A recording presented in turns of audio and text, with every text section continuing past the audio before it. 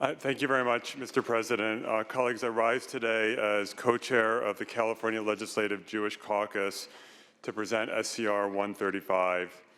Every year we bring forward this resolution and hold a ceremony to commemorate Yom HaShoah, Holocaust Remembrance Day.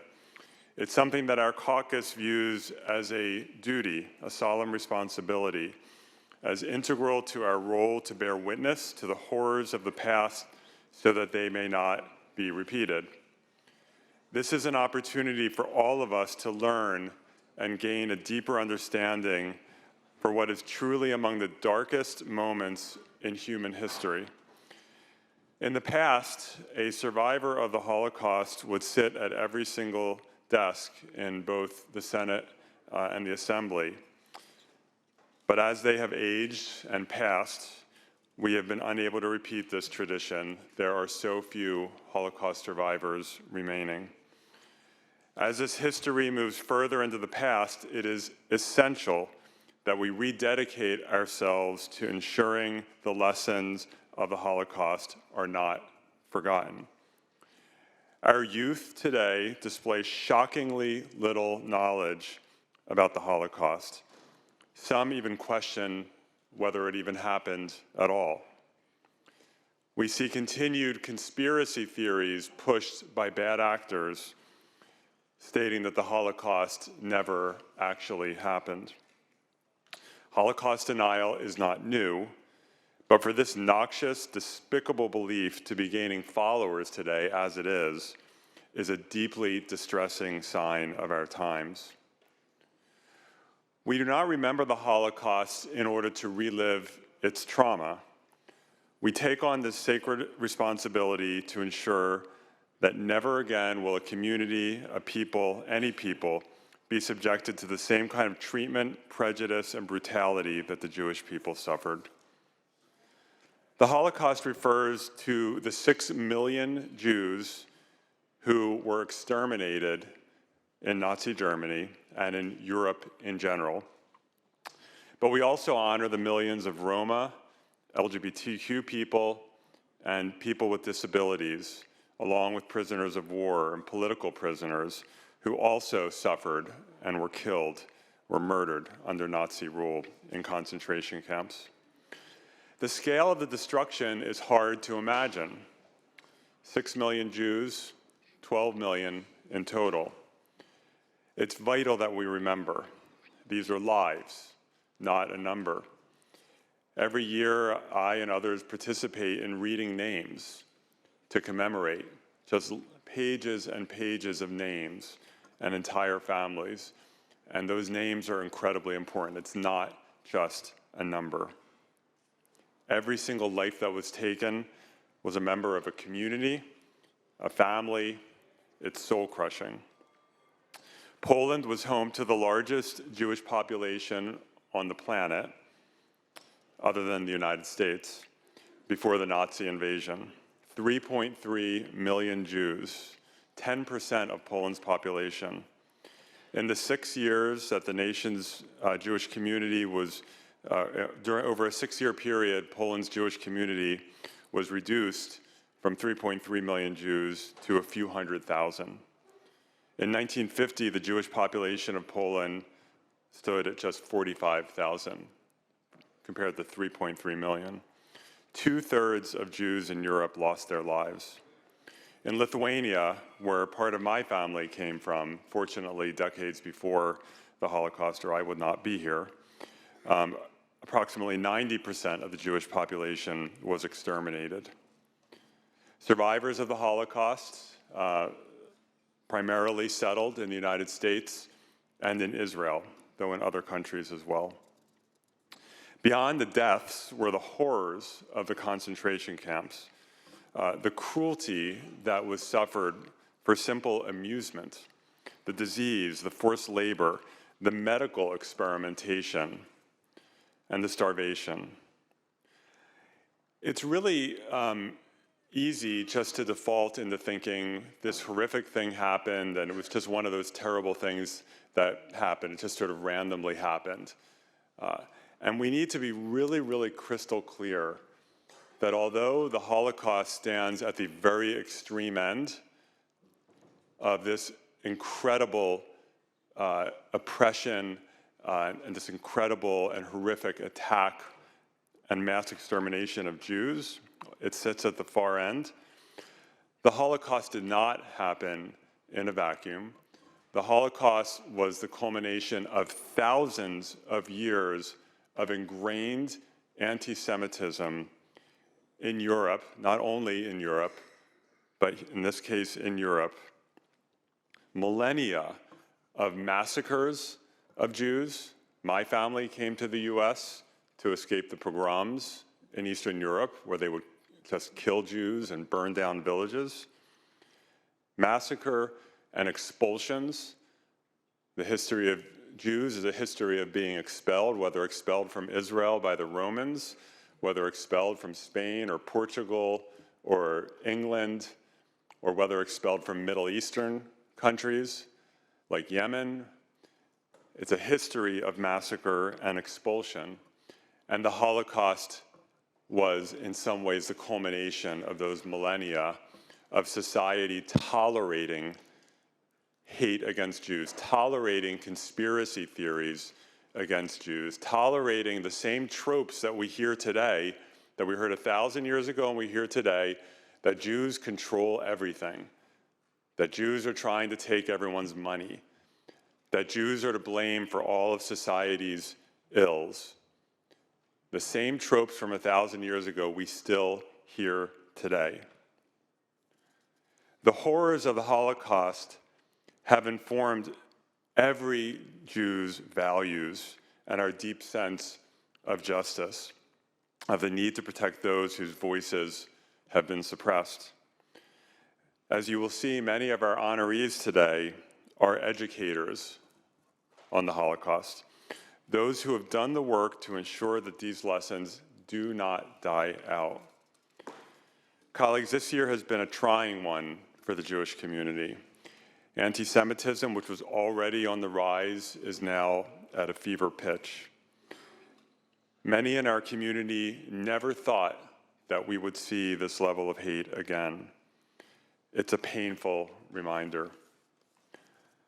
I want to thank all of you colleagues, so many colleagues who have stood in solidarity with us through these difficult times. In the spirit of fostering a greater connection to remembering and honoring the Holocaust, we've placed on your desks a children's book that tells the story of a family that fled to America and of their grandmother who was unable to join them in that flight. In addition, you will see a framed tweet from the Auschwitz Memorial. These tweets commemorate, each of them commemorates a victim of the Holocaust who shares a birthday with you. It's impossible to remember the names of all 6 million who died and the millions beyond, nor to meet every survivor, but we ask that you at least remember this one. We honor those whose names have been lost and may never be recovered. And before I close, please join me in a moment of silence as we remember everyone who perished in the Shoah.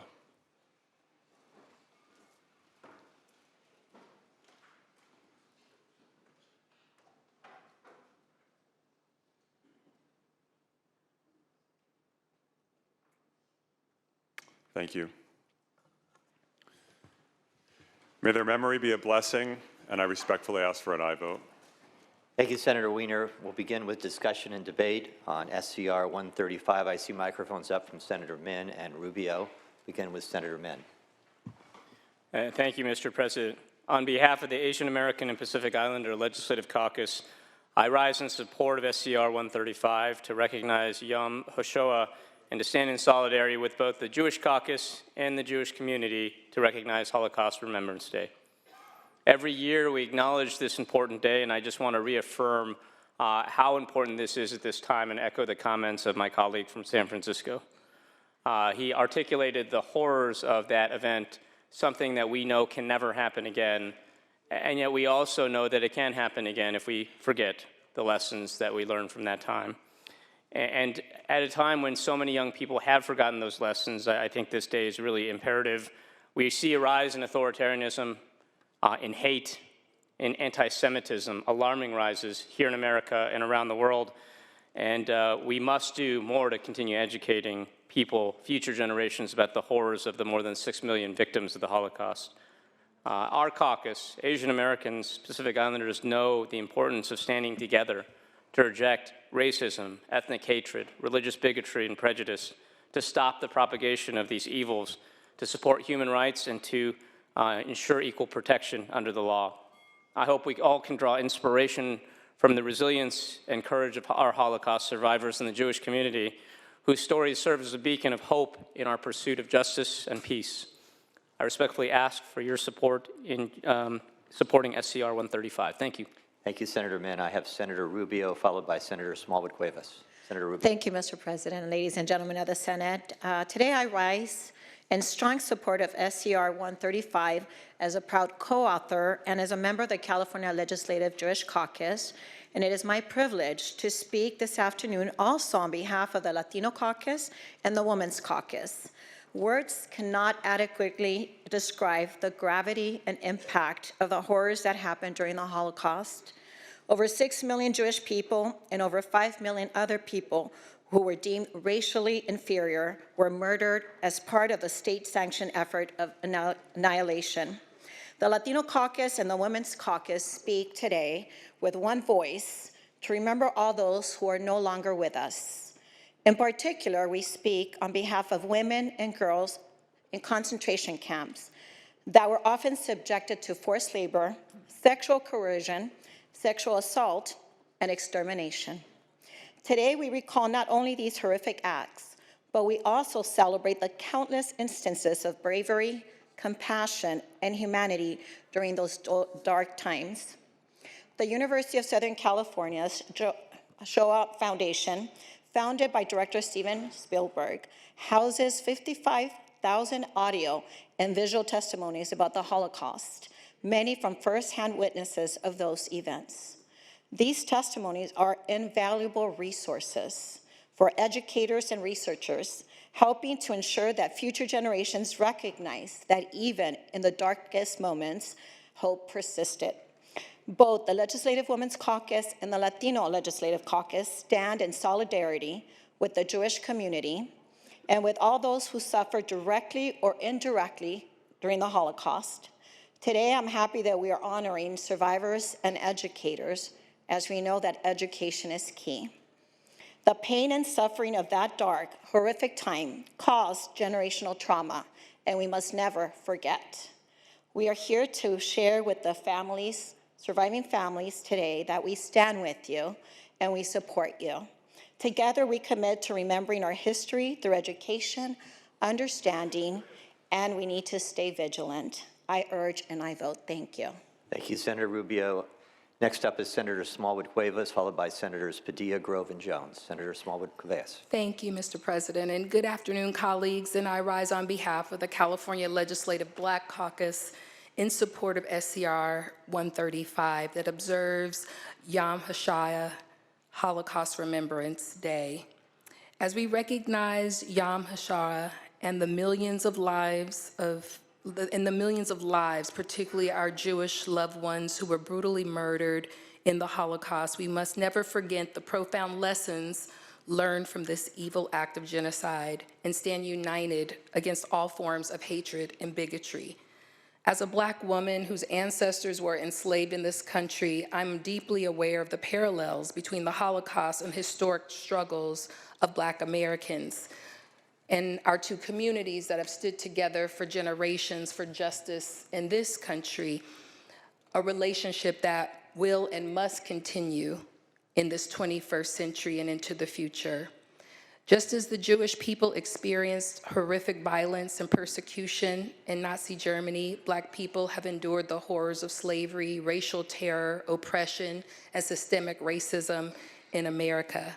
In fact, it was the American practices of racism, oppression, and racialized terror that became a model for the Nazi Party.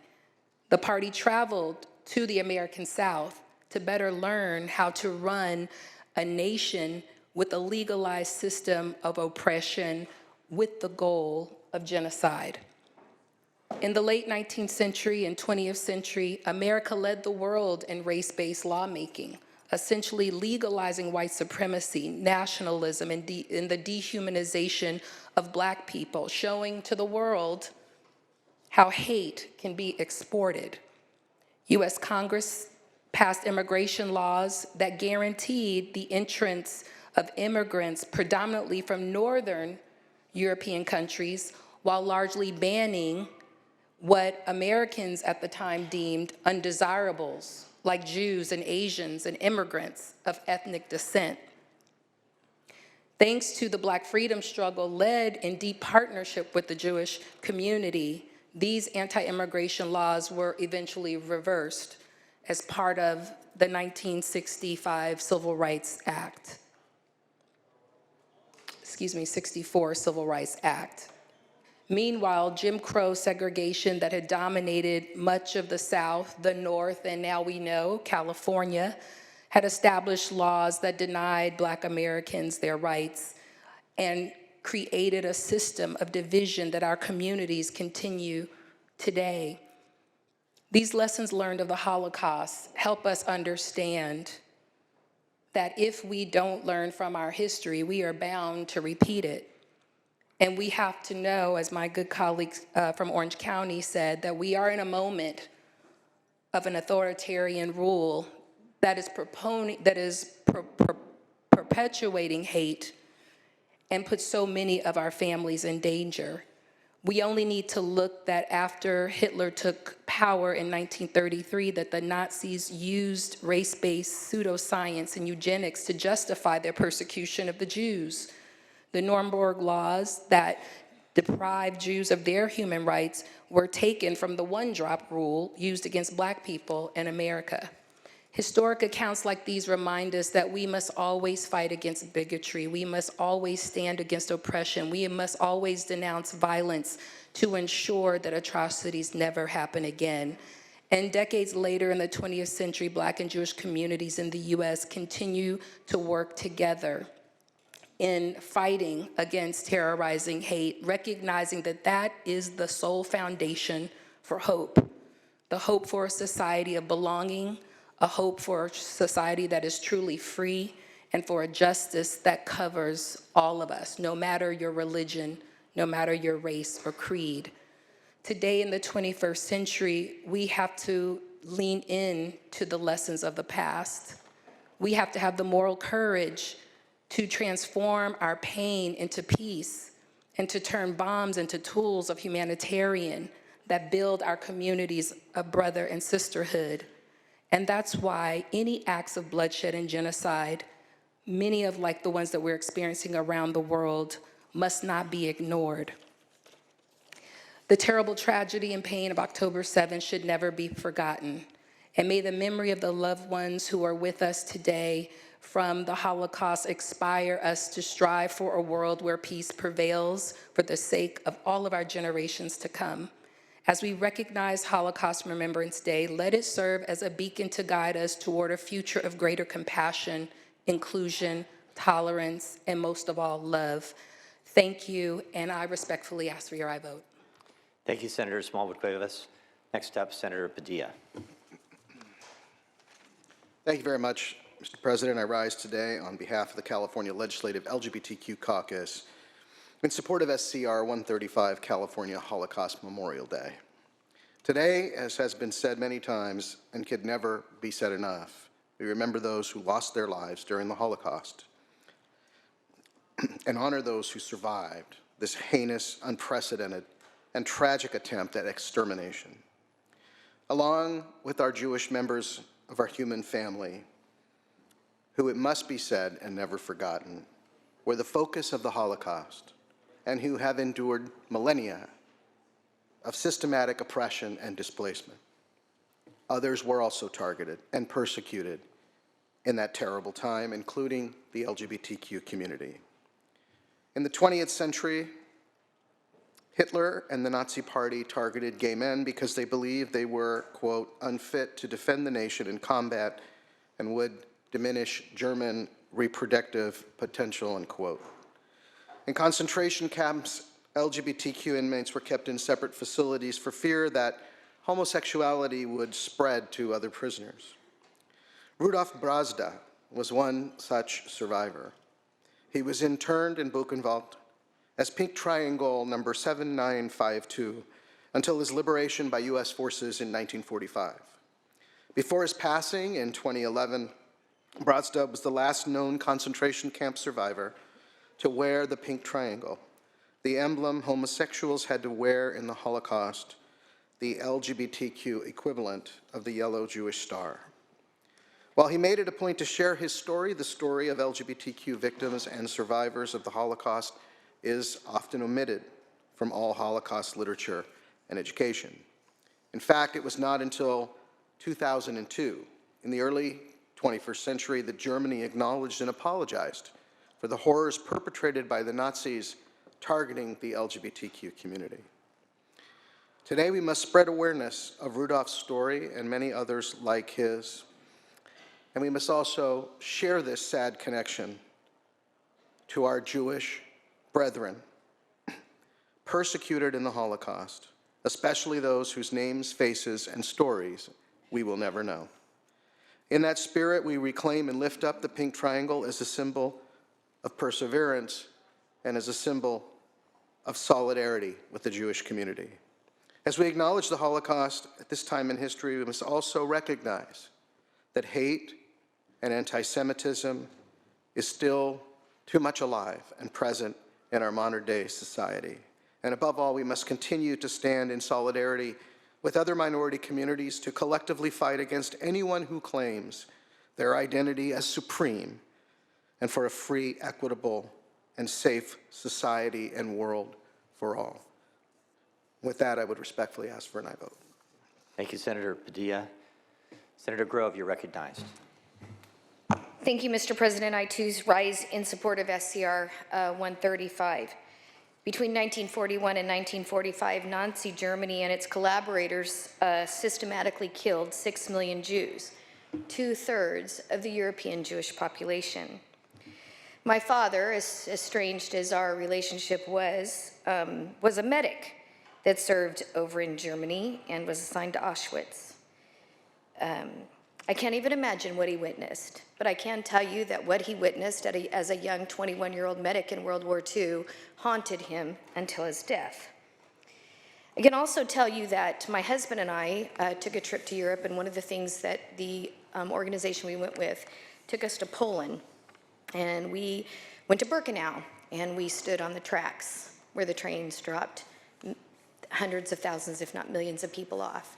Young families, moms, dads, grandmas, grandpas, children. We walked down the train tracks and we went, the tour actually took us on the same route that they were taken from when they offloaded them off the trains. In the first room that you went into with all the glass so that you could see what the room actually looked like at that time, or as depicted as good as well as possible at that time, was luggage and personal belongings. Dishes, household things, suitcases. And then the second room you went to was hundreds of thousands of pairs of shoes. Adult shoes, children's shoes, worn out shoes, boots, just stacked all the way to the ceiling. Then the next room that you went into was human hair, where they shaved everybody's head. You saw long blonde hair, long dark hair. You saw hair that was evidently just shavings from men's scalps. And then you saw hair that was put together with little ponytails or braids, where they also shaved children's hair. I want to tell you, colleagues, that the next two rooms that I went into were just horrific. And I can tell you that going back to the hotel that night, I don't even think my husband and I said 2 words to each other. We just went to bed because it was so impactful to think that atrocities like that could be committed against another human being. So I stand in support of SCR 35, and I really do believe that this resolution is more important than ever in light of the anti-Semitic protesters on college campuses over the last several months. the hatred towards Jewish students, and the chance of genocide are all outrageous actions. Our Jewish students and faculty and members, they don't feel safe on the college campuses anymore, and it's a moral failure of our school administrators and our own failure if we don't do anything about it. This hate speech should not, it's hate speech, and it should be called out as such. Why aren't we ordering these college, university leaders to come to our committee rooms and demanding them explain their tolerance on the events that are chants going on their campuses about murder and harassment? If you think I'm being dramatic, I'm not. Just 2 weeks ago, a pro-Hamas protester threatened to murder the Bakersfield City Council, one of my main cities. She was arrested, put in jail, and got out on $1 million bail. That person is being held accountable for her accusations and her threats. Why aren't we doing the same for those that are threatening to kill our Jewish students and faculty? They're calling for their murder, and we're standing by and doing nothing about it. On October 7th, Jewish people were attacked, killed, raped, kidnapped, and beaten, and some are still hostages, just because they're Jewish. That's it. Just because they're Jewish. Mothers, fathers, children, babies. There was no discrimination in age or anything. Again, attacked and beaten and murdered and kidnapped, raped, just because of their religion. If learning about the Holocaust is not required of each student in this state, it absolutely should be, because of the profound ignorance and hatred coming from these student protests are shocking, in so much so in what we call a progressive state. I want to thank the senator from San Francisco who's been a vocal on this subject matter, who's been very vocal, and in his own right, he's received many vile threats against him because of it. I also want to thank the Jewish Legislative Caucus for this framed photograph. If you didn't realize, they're all dated for the birthday of your birthday. So mine in particular, my birthday is March 18th. And this is a photo of Edith Mueller, who was also born on March 18th.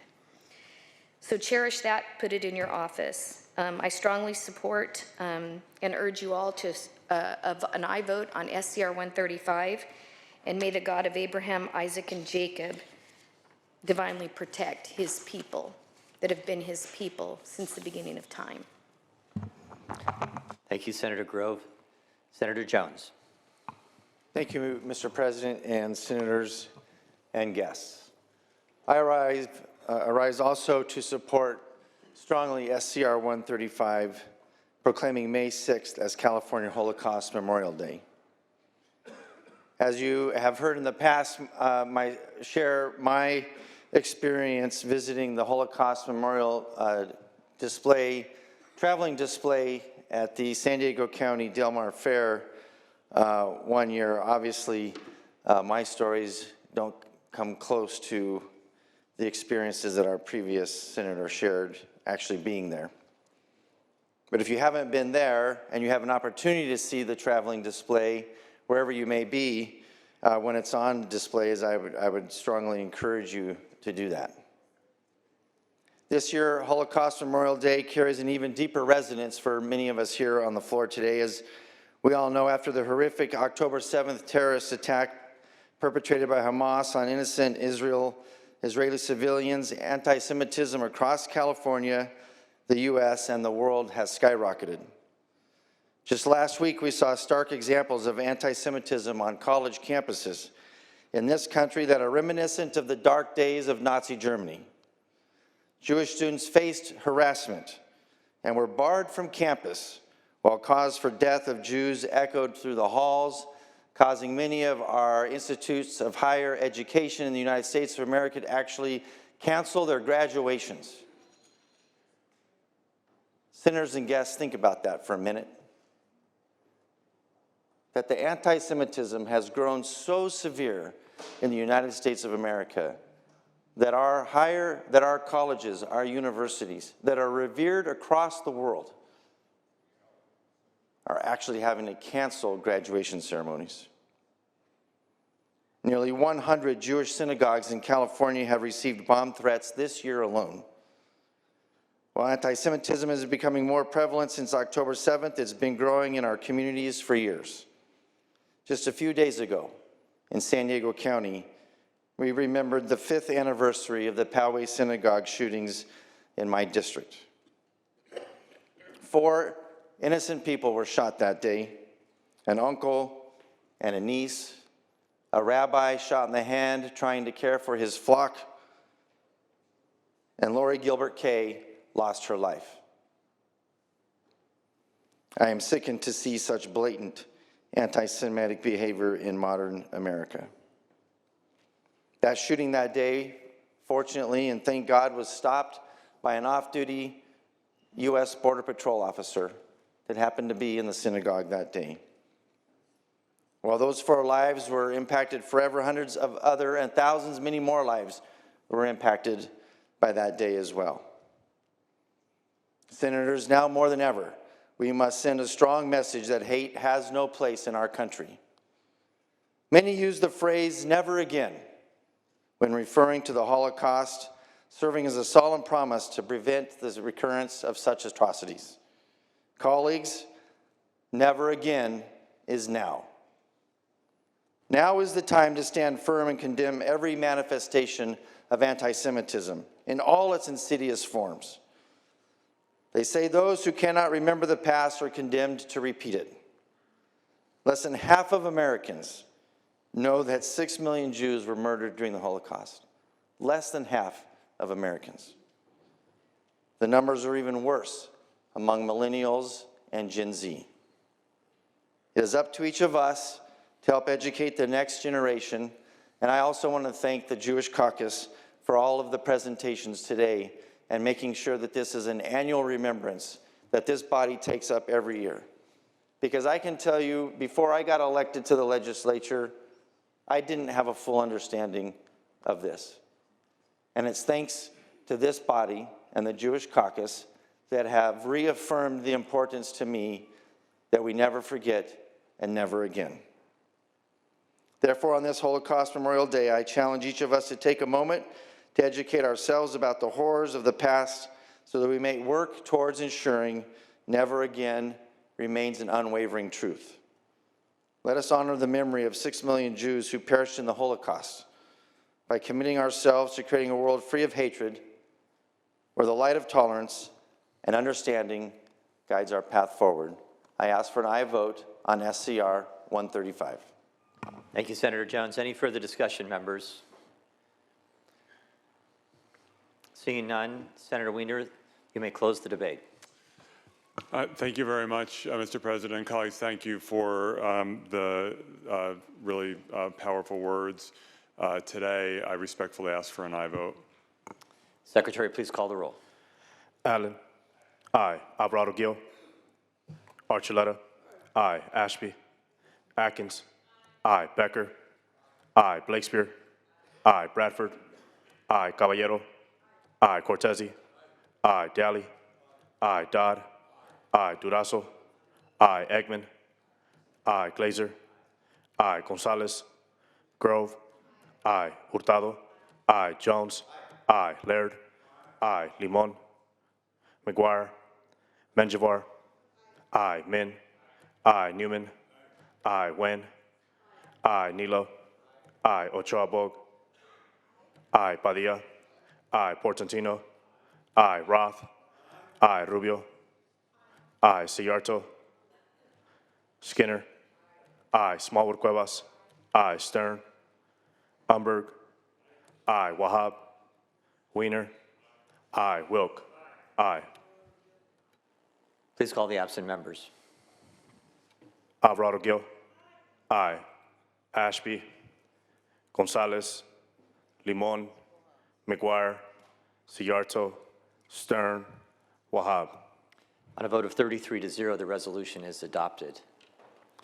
Members, we are joined today by some special guests we have returning here to the Senate. Let us recognize Senator Alan Lowenthal, Senator Marty Block, Senator Hannah Beth Jackson, Senator Robert Hertzberg.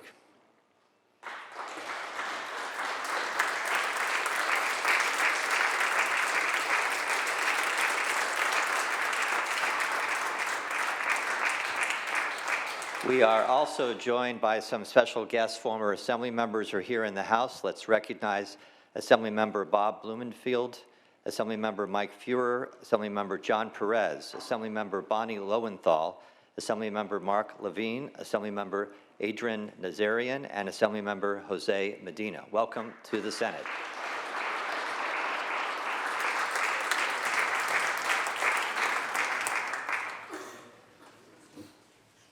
We are now going to recognize Senator Wiener, who's going to introduce survivors and survivor descendants of the Holocaust, recognizing the California Holocaust Memorial Day and the Jewish Caucus's Yom HaShoah floor ceremony. Senator Wiener from the Majority Leader's desk. Thank you very much, Mr. President. Colleagues, we're recognizing a number of great leaders and educators today. And first, I have the honor of presenting to you our Superintendent of Public Instruction, Tony Thurman. Tony Thurman has been a longtime supporter of Holocaust education and an ally to the Jewish community. As Superintendent of Public Instruction, he's led the charge in ensuring that all of California's youth are learning comprehensive Holocaust education. Of course, many of us served with Tony in the legislature and worked closely with him in his role as superintendent.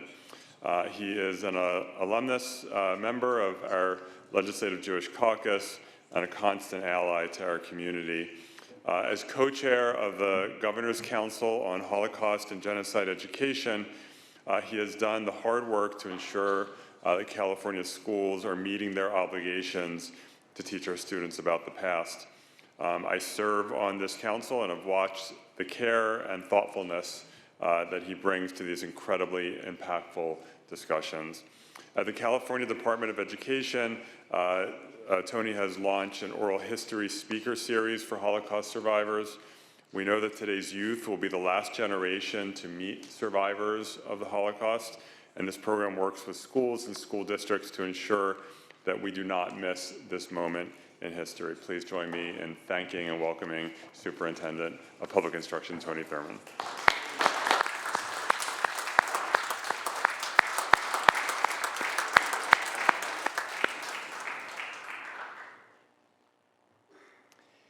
Members, we're going to take individual pictures and then we'll invite all members of the Senate to join a group photo at the end.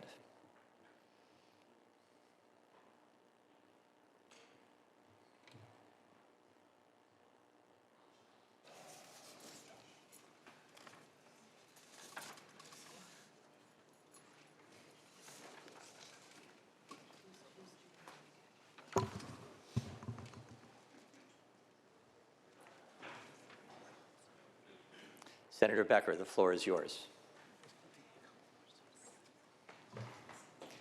Thank you, members. And I'll mention that my family also escaped pogroms, and my grandfather coming here was 14, but not all of his family was so fortunate. Today, I have the great honor of presenting Leah Fenster Williams Wells, who lives in my district in Palo Alto. Leah is a Holocaust survivor born in Berlin in 1938.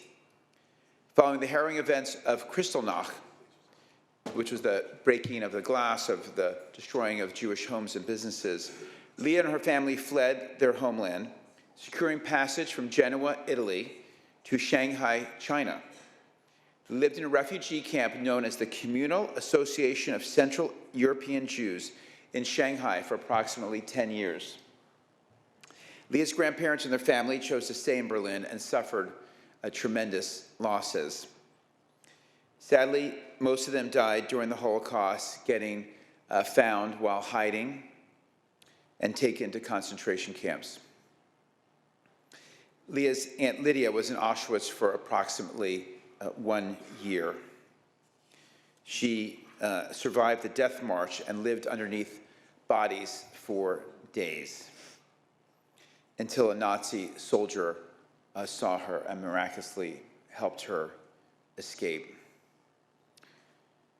We're just so fortunate to have Leah here with us today, to be that living history for all of us. I want to thank her daughter, Wendy, and we have the whole family, 4 generations, with us earlier. Please join me in honoring Leah.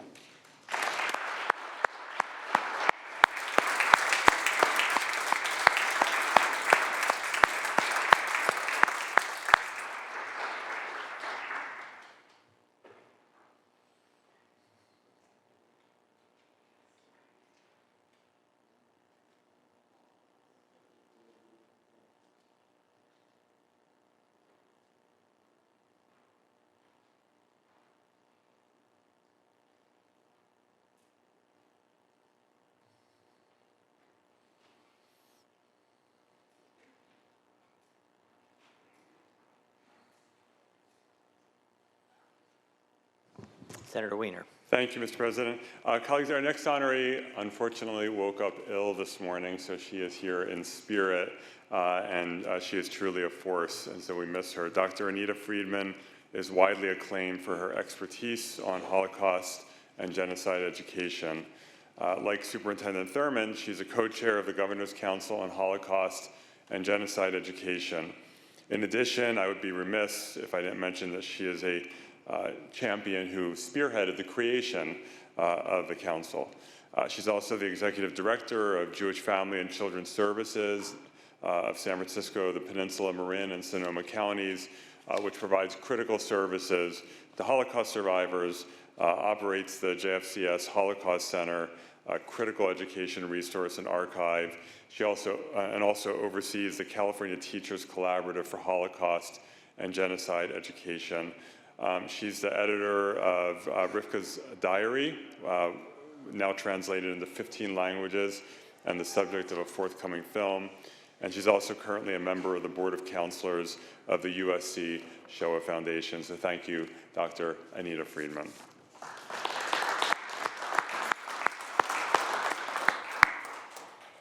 Senator Allen. Thank you, members. As was mentioned by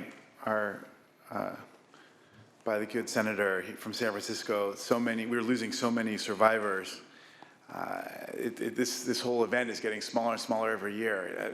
Since we were involved with this in the early days of the Jewish Caucus, we wanted to take a moment to celebrate somebody whose beautiful photograph is in your booklets. Her name is Mary Bauer, and she's a 96. She wanted to come up, but she just ultimately wasn't well enough to come up for the ceremony. She lives down in Los Angeles, but she's watching today's ceremony virtually. She was born in 1927 in Budapest, Hungary. She was an only child, yet she never felt alone because of the closeness of her extended family. Until her teenage years, she lived a happy and well-to-do life, focused on her schooling and the simple joys of youth, and largely insulated from the horrors unfolding across German-occupied Europe. However, the rise of Nazi Germany led to exceedingly limiting anti-Jewish laws and measures in Hungary, and they worsened when Nazi forces occupied her hometown of Budapest in 1944. When she was just 16 years old, her father was suddenly taken by soldiers and was never seen again. Shortly thereafter, even as Allied forces landed on the beaches of Normandy and Nazi Germany, their days became numbered. Mary, her mother, her grandparents, along with nearly 450,000 Hungarian Jews, were deported to Auschwitz without notice. One of the wildest things about this whole story is that the Nazi German machine was so focused on killing as many Jews as possible that they would take trains that were supposed to supply their own troops on the Russian front and on the French front to focus on this mass slaughter. Such was the sickness of these people. She would see her grandparents for the final time upon arrival at the concentration camp that was mentioned by our colleague. In the following months, Mary was forced to weave the shorn hair of fellow prisoners into items for the Nazi war effort. She recalls that practically every day she would witness someone perish beside her in the barracks.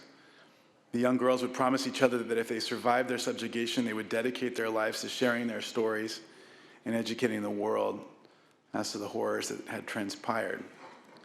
It was not until the spring of 1945, after she and her mother endured the famous death marches following the evacuation of Auschwitz, that they were liberated by the Russian army. And 5 years after the end of the war, Mary immigrated to Los Angeles, settling in the wonderfully diverse neighborhood of Boyle Heights. She learned English at Fairfax High School, met her husband at a social event just off Sunset Boulevard not long after, and she's now a resident of West Hollywood, my district.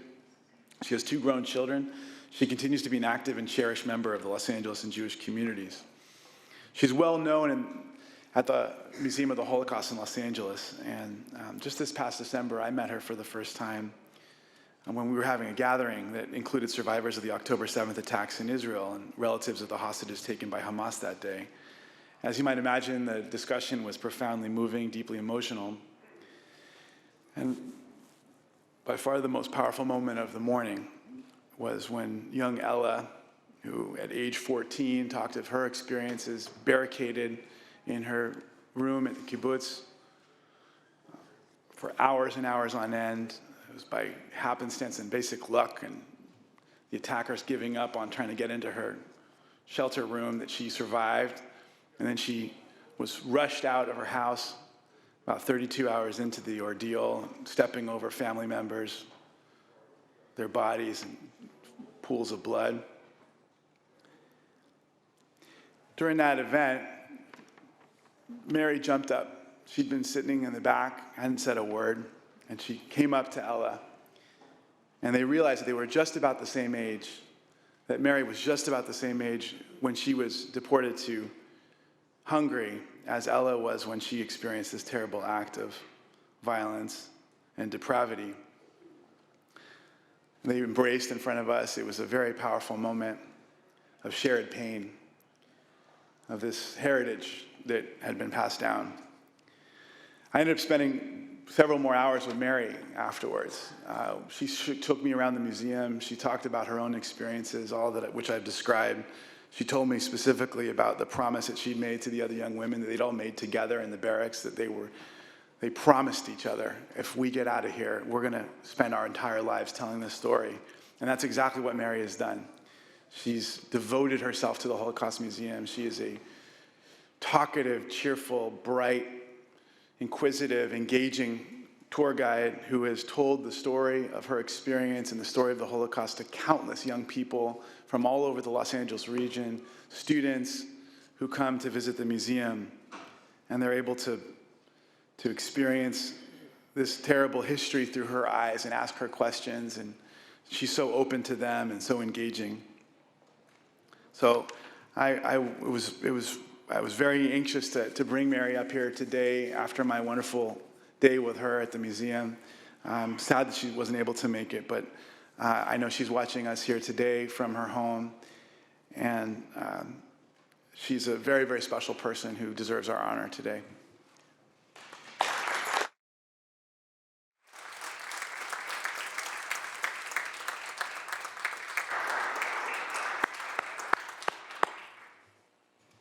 Senator Becker.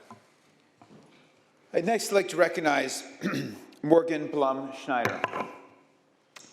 Morgan has been an instrumental leader in the development and success of Jewish Family and Children's Services Holocaust Center in San Francisco as director since 2005. Morgan has published articles and appeared in the press on topics such as the patterns of genocide, best practices for teaching the Holocaust, and the future of Holocaust education in the post-survival era. She's deeply invested in the California education system, often serving as an advisor to school districts, California legislators, and civic leaders on Holocaust and genocide education, confronting anti-Semitism, and best practices for teaching about the Holocaust. She's currently on the advisory board of the Genocide Education Project and helps manage the California Teachers Collaborative for Holocaust and Genocide Education. Please join me in honoring Morgan Blum Schneider.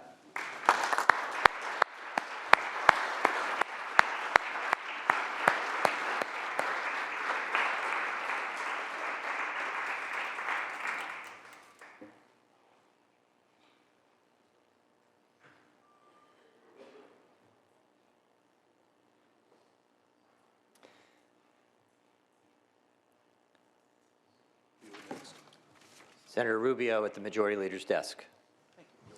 Thank you, Mr. President. Ladies and gentlemen of the Senate, today I have the honor of introducing Steve Zimmer.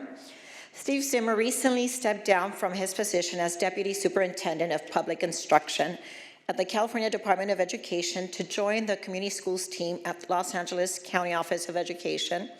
Anyone that knows Steve knows he's dedicated a lifetime to service, in particular education. Steve has been a trusted ally and champion of Jewish policies. This includes his work to support the Governor's Council on Holocaust and Genocide Education. As a member of the Governor's Council, I have the privilege of working with Steve. His knowledge of the California school system is key in implementing a first-of-its-kind survey to track Holocaust education across our state. Steve has also previously served from 2009 to 2017 as a trustee on the Los Angeles Unified School District Board of Directors. In that role, he worked on programs to increase education and awareness. As stated many times before, education is key, and so he's brought forward other important tragic events that we must remember, such as the Armenian genocide. Please, members, help me welcome Steve Zimmer to the California State Senate.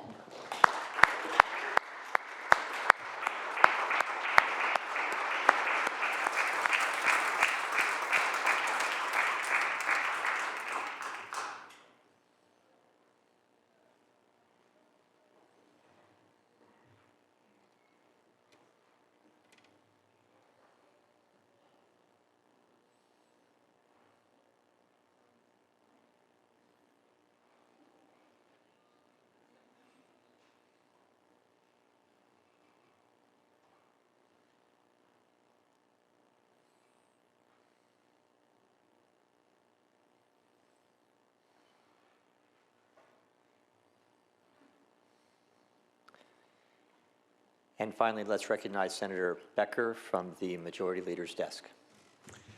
Thank you. This is our final honoree. And what we are able to see now is that the children of survivors are involved in this education in many different ways.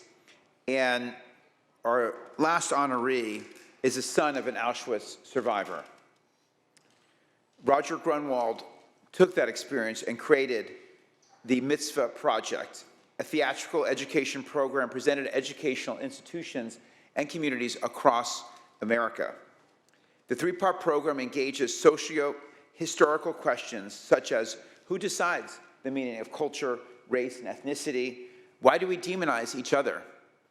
The presenter segues to American history and examines the role that, as we heard from our colleague from Los Angeles, the role that America's Jim Crow laws played in providing a model for the Nuremberg laws of the Nazis.